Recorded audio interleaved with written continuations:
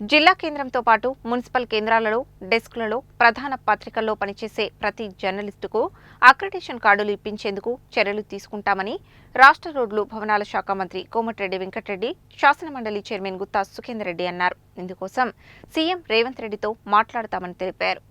గురువారం నల్గొండ జిల్లా కేంద్రంలోని ప్రధాన పత్రికల జర్నలిస్టులు మంత్రిని, శాసనమండలి చైర్మన్ని వేరువేరుగా కలిసి వినతి పత్రాలు సమర్పించారు.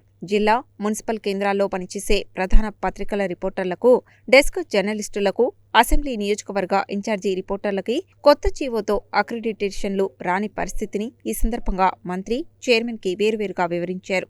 గతంలో ఇచ్చిన మాదిరిగానే ఈసారి కూడా ప్రధాన పత్రికల్లో పనిచేసే ప్రతి జర్నలిస్టుకి అక్రిడిటేషన్ కార్డ్స్ ఇవ్వాలని కోరారు. ఈ సందర్భంగా రాష్ట్ర మంత్రి వెంకటరెడ్డి మాట్లాడుతూ, ఎవరూ ఆందోళన చెందవద్దని సీఎం ఐఎన్పీఆర్ కమిషనర్తో మాట్లాడి సమస్య పరిష్కారానికి కృషి చేస్తానన్నారు. సంబంధిత మంత్రి పొంగులేటి శ్రీనివాసరెడ్డితో పాటు కమిషనర్తోనూ దీనిపై చర్చించి అక్రిడిటేషన్ సమస్య పరిష్కారం కోసం కృషి చేస్తానని మండలి చైర్మన్ గుత్తా సుఖేందర్ రెడ్డి చెప్పారు. ఈ కార్యక్రమంలో వివిధ పత్రికల బ్యూరో ఇన్ఛార్జీలు మర్రి మహేందర్ రెడ్డి, చింతకింద గణేష్, చల్ల సాంబశివరెడ్డి, ఎడిషన్ ఇన్ఛార్జీలు కళ్యాణ నాగేశ్వరరావు, బొడ్డు జనార్దన్ రెడ్డి, సీనియర్ రిపోర్టర్లు పులిమామిడి మహేందర్ రెడ్డి, మీసాల శ్రీనివాస్, గుండాల యాదగిరి, జిన్నా శ్రీనివాసరెడ్డి, పోగుల రమేష్ తదితరులు ఉన్నారు.